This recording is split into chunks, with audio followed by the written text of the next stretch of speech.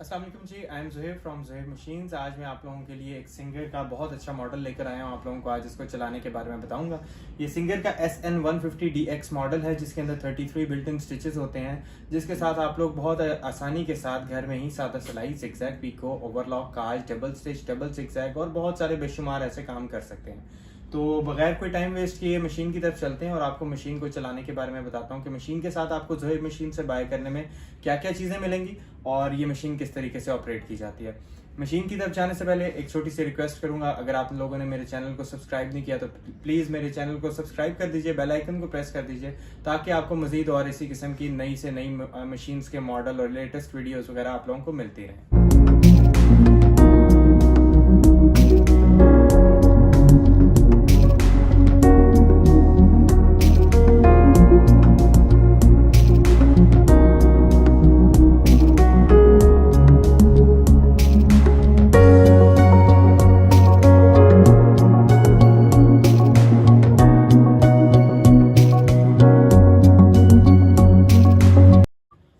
सबसे पहले मैं आपको ये बता दूं कि यहाँ पे ऊपर वाली साइड पे जो है इसके सारे स्टिचेस हैं, ए से लेके के तक ABCDEF लिखा हुआ है। उसके बाद आगे ABC के तक यहाँ पे भी हैं और ऑनवर्ड्स आगे ये टोटल मिला के 33 बिल्ट इन स्टिचेस बन जाते हैं। इसके अलावा ये ऊपर वाली साइड जो है इसकी विड्थ कंट्रोलर है, ये इसका लेंथ कंट्रोलर है जिसे हम बखिया बड़ा या छोटा करना कहते हैं। ये बखिए को टाइट या लूज करने के लिए, जिसे हम टेंशन कहते हैं, थ्रेड टेंशन जो है, धागा टाइट और लूज करने के लिए। ये इसके स्पीड बार है, राइट साइड पे ये फास्ट होगी, मिड में स्लो हो जाएगी और उसके बाद बिल्कुल लेफ्ट साइड पे बिल्कुल स्लो हो जाएगी। रिवर्स बटन है, स्टार्ट एंड स्टॉप बटन है, बहुत इजी टू यूज़ है। सबसे पहले इस मशीन को ऑन कर लेते हैं। बैक साइड से ये मशीन का जो है बटन लगा हुआ है, मशीन ऑन हो जाएगी। ऑन होने के बाद ये इसका बैक साइड पे जो रोलर है, इसके साथ इसके डिज़ाइन वगैरह सारे चेंज होते हैं। आपको ये सामने नज़र आ रहे होंगे। जौन से नंबर वाला आपने डिज़ाइन बनाना है वो आपने जस्ट इसके ऊपर यहाँ पर लिखना है और उसके बाद ये मशीन जो है वही वाला डिज़ाइन बनाना शुरू कर देगी। तो स्टेप बाय स्टेप चलते हैं। सबसे पहले आपको सादा सिलाई वगैरह करके दिखाता हूँ एंड देन फिर ऑनवर्ड्स आगे इसकी डिफरेंट मजीद और स्टिचेस बताता हूँ। एक और चीज़ आप लोगों को ये बता दूं, अगर आप ज़ुहैब मशीन से ये मशीन बाय करते हैं तो आपको ये सब एसेसरीज साथ मिलेंगी। आप देख सकते हैं कि इस मशीन के साथ कितनी एसेसरीज हैं। काज वाला फुट है, इसके अलावा ओवरलॉक करने वाला है, हिडन स्टिच के लिए है, जिपिंग और पाइपिंग वगैरह के लिए है, बटन लगाने के लिए है, पीको करने के लिए है, सिंपल स्टिचिंग, जिगजैग और मास्टर फुट भी कहा जाता है इसको। एक्स्ट्रा स्पूल होल्डर है, काज कटर है जिसको सीम रिपर कहा जाता है। इसके अलावा इसके साथ ब्रश भी लगा हुआ है, स्क्रू ड्राइवर, 2 किस्म के हैं।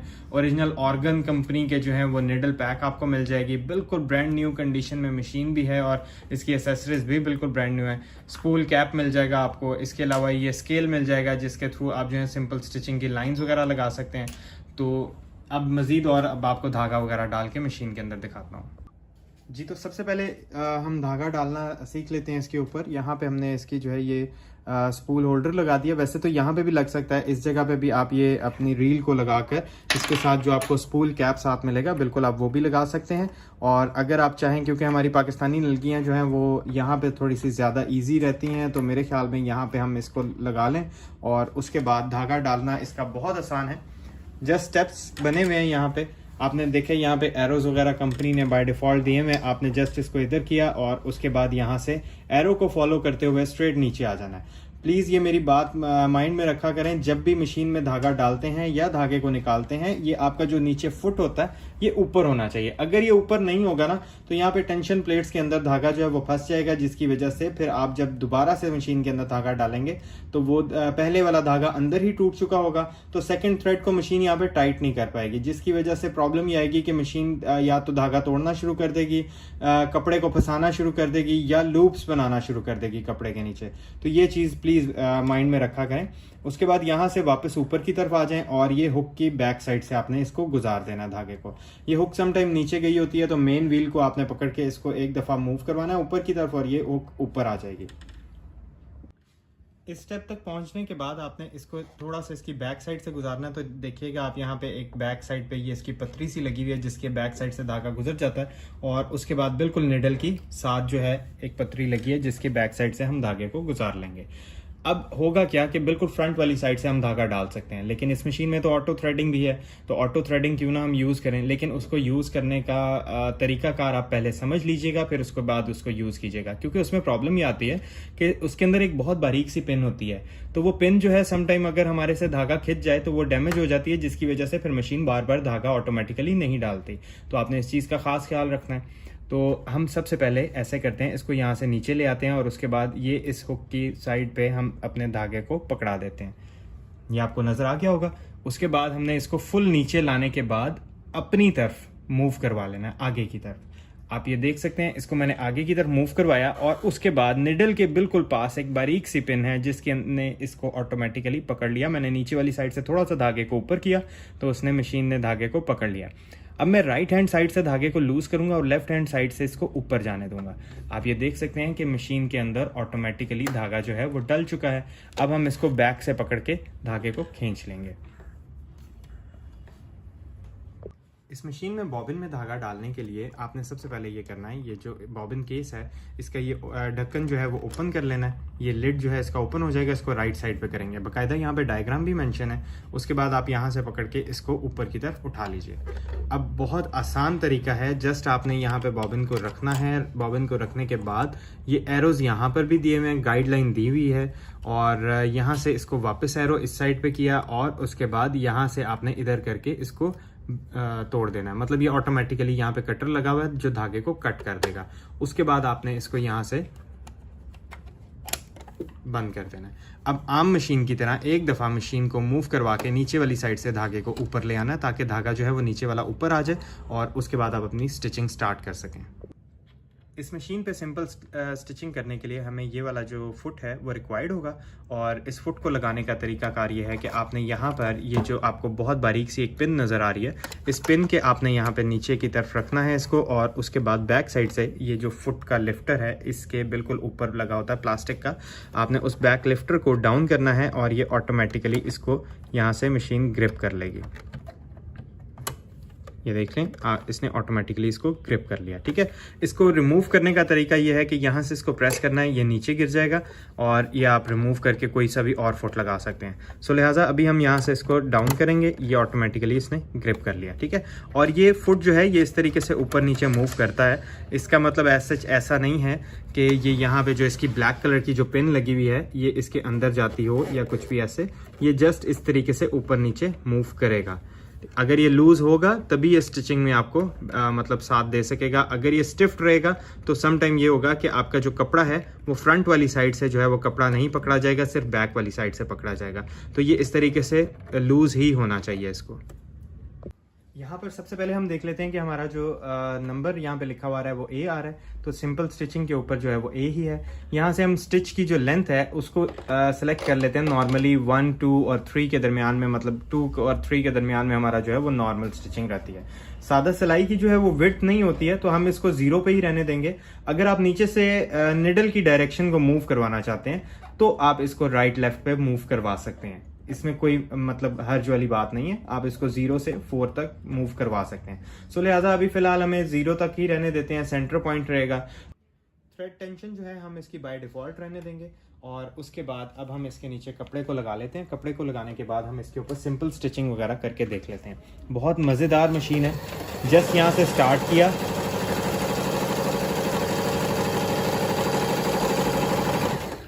और मशीन ने सिंपल स्टिचिंग स्टार्ट कर दी है। ये एट द एंड मैं आपको सारा दिखाऊंगा इसकी स्टिच की क्वालिटी कितनी ज़्यादा नीट है। नीचे वाइट कलर का थ्रेड है, ऊपर पिंक कलर का थ्रेड है। अब इसी तरीके से बहुत इजी टू यूज़ मशीन है। यहाँ से हम नंबर इसके आ जाते हैं बी के ऊपर, और यहाँ से हम इसकी जिगजैग को जो है वो वाइडर कर देते हैं। मतलब सबसे वाइडर जो है वो 6 नंबर पे है, तो हम इसको 6 नंबर के ऊपर ले आएंगे एंड देन अब यहाँ से हम इसको जिगजैग को स्टार्ट कर देते हैं। इट्स अप टू यू, आप इसको जो है चलते हुए भी इसके जो स्टिच की जो लेंथ है उसको कम या ज़्यादा कर सकते हैं। ये आपकी अपनी मर्ज़ी है, आपके अपने हाथ में है। यहाँ से स्पीड मैंने थोड़ी सी स्लो कर ली थी, फास्ट भी कर सकते हैं। ये आप देख सकते हैं इसने जिगजैग जो है वो कितनी ज़बरदस्त तरीके से कर दी। एंड देन अब हम आगे चलते हैं इसके कुछ डेकोरेटिव डिज़ाइंस की तरफ। तो सबसे पहले मैं आ जाता हूँ इसको डेकोरेटिव डिज़ाइन, जैसा कि F नंबर पे है, G पे है और H पे है। इस पे हमें जो है यहाँ से इसकी जो सेटिंग है उसको एडजस्ट नहीं करना पड़ेगा, क्योंकि ये टोटल जो है वो गफ के ऊपर ही बनते हैं। 6 नंबर पे हमारी विड्थ होगी और 0 से 1 के ऊपर जो है हमारे स्टिच की जो लेंथ है वो होगी। तो यहाँ से सबसे पहले F नंबर वाले स्टिच को आपको बनाकर दिखा देते हैं। ये अगर आप चाहें तो मज़ीद और गफ करना चाहें तो मज़ीद और भी आप इसको 0 से 1 के दरमियान में मज़ीद और लेकर जा सकते हैं।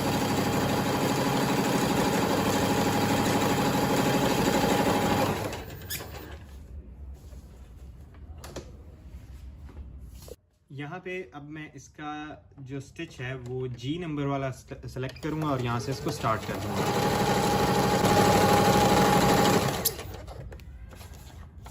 आप ये देख सकते हैं ये स्टिचिंग कितनी ज़बरदस्त करती है। और मैनुअल मशीन होने का फ़ायदा भी यही होता है कि इसके अंदर कल को कोई प्रॉब्लम्स वगैरह जो हैं वो ना होने के बराबर आती हैं।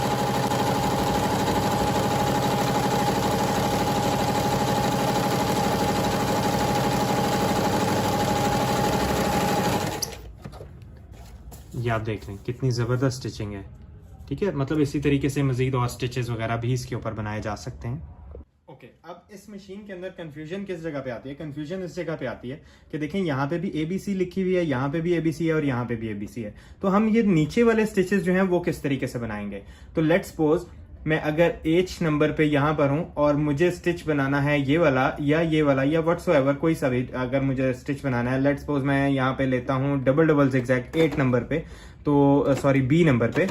तो यहाँ से मैं आ जाता हूँ इसके स्टिच नंबर B के ऊपर, मुझे ये वाला स्टिच बनाना है, ठीक है। और उसके बाद देखें यहाँ पे S2 और S1 लिखा हुआ है।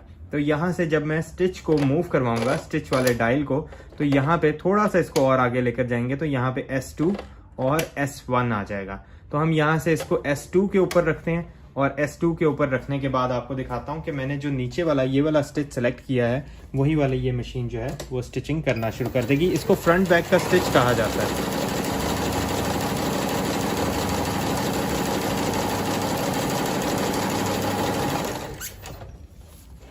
आप ये देखिए इसने डबल जिगजैग करना शुरू कर दी। पहले इसकी सिंगल जिगजैग थी, ये आप देख सकते हैं यहाँ पे डबल जिगजैग आ गई, एग्जैक्टली वैसे ही जैसा कि ये सामने डायग्राम ने भी बताई गई है। तो इसी तरीके से आप इसके डिफरेंट स्टिचेस वगैरह कर सकते हैं। अब हम चलते हैं आगे इसकी पीको ओवरलॉक काज की तरफ। अच्छा, इससे पहले मैं आपको ये बताता चलूँ, कुछ लोग ये कहते हैं कि इसके मैनुअल गाइड्स वगैरह अवेलेबल नहीं है, तो हमें तो मैनुअल गाइड्स के थ्रू ही समझ आता है। तो आई डोंट थिंक सो कि अगर आप इसको वीडियो को प्रॉपरली देख लें तो इसके अंदर कोई भी ऐसी चीज़ रह जाती है जो कि मतलब इसके अंदर बताने वाली हो कि मतलब आपको उसके बावजूद भी मैनुअल गाइड की ज़रूरत होगी। क्योंकि मैं कोशिश अपनी यही करता हूँ कि मैं मैक्सिमम जो मशीन के अंदर फीचर होते हैं वो वीडियो के अंदर ही बता दूँ। इस मशीन के अंदर जैसा कि ये आपको नजर आ रहे होंगे, ये 2 बटन और ये बटन, ये किस काम के लिए होते हैं? ये जस्ट 1 स्टेप के लिए होते हैं, या ये वाला होता है जस्ट आपने थोड़ी सी मशीन को चलाना है। जैसे कि हम सिंपल स्टिचिंग या कोई भी चीज कर रहे हैं बट वो बिल्कुल एज आ गया कपड़े का और हम ये बिल्कुल इसको फौरी तौर पे नहीं चलाना चाह रहे, तो जस्ट इसको जितनी देर प्रेस करके रखेंगे ये मशीन उतनी देर ही चलेगी। जैसे ही छोड़ेंगे ये मशीन स्टॉप हो जाएगी। और ये वाला जो बटन है, ये 2 बटन जो हैं ये बेसिकली इसलिए हैं कि ये 1 स्टेप लेती है मशीन, मतलब जस्ट एक टांग का। और ये निडल डाउन और निडल अप, मतलब सम टाइम हमें कंटिन्यू रखनी होती है अपनी स्टिचिंग को।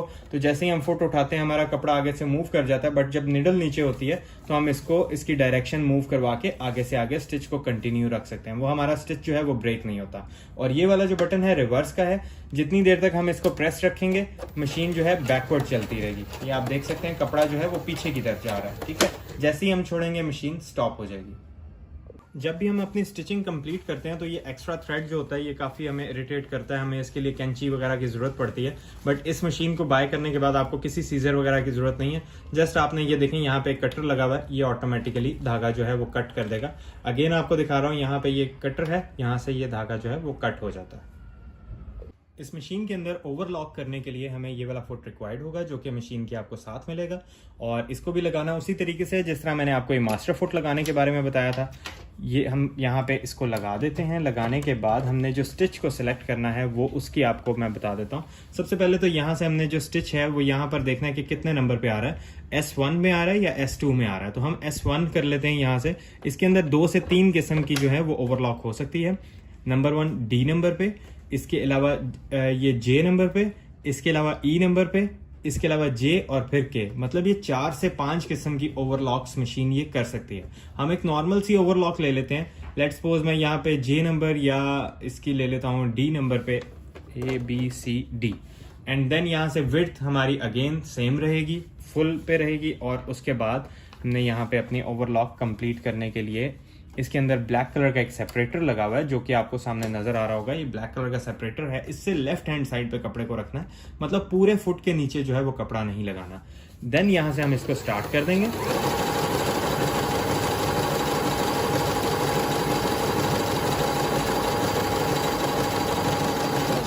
इसी फुट को लगे लगे मैं आपको कोई और एक आधा इसकी ओवरलॉक करके दिखा देता हूँ। जैसा कि अभी हम डी नंबर पे हैं, तो हम इसके ऊपर आ जाते हैं जे नंबर पे।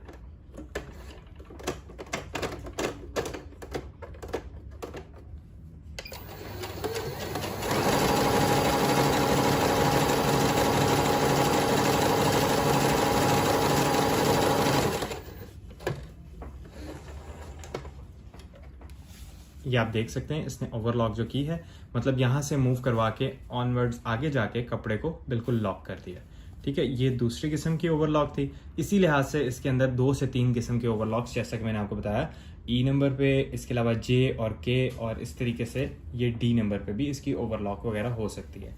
इसके बाद हम चलते हैं पीको करने के लिए। पीको करने के लिए ये वाला फुट होता है, और ये इसकी निशानी ये होती है, आगे से हल्का सा ये कर्व हुआ होता है, राउंड हुआ होता है। तो पीको करने के लिए हम ये वाला फुट यहाँ पर लगा लेंगे। लगाने के बाद हम अपनी जिगजैग जो है वो यहाँ से दरमियानी रखेंगे।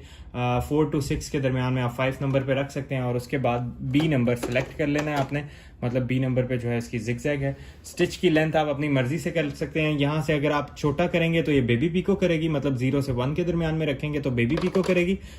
2 नंबर पे रखेंगे तो ये नॉर्मल पीको करेगी। तो पीको करने के लिए थोड़ा सा मुश्किल टास्क है ये, तो आपने कोशिश करना है कि थोड़ा सा, मतलब आपका जब मशीन के ऊपर हाथ बैठ जाए देन फिर आप इसके ऊपर पीको कीजिएगा। और ये हम एक कपड़ा ले लेते हैं जिसका किनारा आप देख सकते हैं कि इस तरीके से है, और उसके बाद आपने करना कुछ ऐसे है कि जस्ट इसके नीचे आपने रखने के बाद आपने हल्का सा इसको ऊपर की तरफ टर्न दे देना है। ये हल्का सा मैंने इसको ऊपर की तरफ टर्न दे दिया है, ये ऊपर की तरफ उठा कर रख लिया। ठीक है, यहाँ से अब मैं इसको स्टार्ट कर दूंगा। ये बड़ी ही ज़बरदस्त किस्म की पीको कर देगी मशीन। और यहाँ से अभी मैं इसकी स्टिच की जो लेंथ है उसको मैं छोटा करके भी आप लोगों को दिखा देता हूँ कि बेबी पीको जो है इस मशीन के ऊपर किस तरीके से हो सकती है।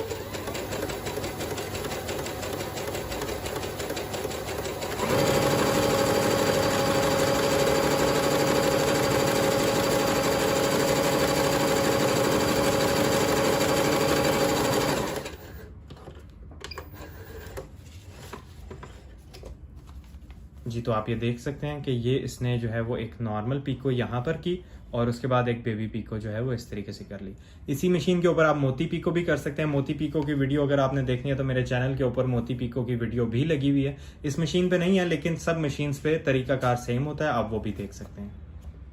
इस मशीन पे बॉबिन वाइंड करने का तरीका ये है कि इस जगह पे आपने बॉबिन को लगा देना है, और उसके बाद यहाँ से आपने जो थ्रेड जो है उसको हल्का सा, देखें जिस तरीके से यहाँ पे एरोज दिए हैं उस तरीके से आपने हल्का सा इसके अंदर से घुमा के, ये हम यहाँ से घुमा लेते हैं इसको, और उसके बाद आपने थोड़ा सा हाथ के साथ इसके ऊपर वाइंड कर देना है। जैसे ही आप वाइंड करेंगे, वाइंड कर देने के बाद आपने इसको राइट साइड पे पुश कर देना है, और पुश कर देने के बाद जहाँ से हम मशीन को स्टार्ट एंड स्टॉप कर रहे थे ना, वहाँ से आपने इसको स्टार्ट कर देना है। आप ये देखें मशीन जो है बॉबिन वाइंड कर रही है। इसमें भी आप स्पीड कंट्रोल कर सकते हैं, इसको अपनी मर्ज़ी से स्लो और फास्ट कर सकते हैं इसको। और उसके बाद जितनी आपको रिक्वायर्ड है उसके बाद आप इसको स्टॉप कीजिए। देन आप इसको लेफ़्ट साइड पे करें, यहाँ पे इसका थ्रेड जो है वो ब्रेक करके आप ये देख सकते हैं इसने बॉबिन को जो है वो वाइंड कर दिया। जब आप इसको लेफ़्ट साइड पे कर देंगे तो मशीन की जो निडल है वो मूव करना शुरू कर देगी, लेकिन जब आप इसको राइट साइड पे कर देंगे तो वो लॉक हो जाएगी, और जस्ट ये मूव बॉबिन फिलर जो है बॉबिन वाइंडर को से मूव करेगा।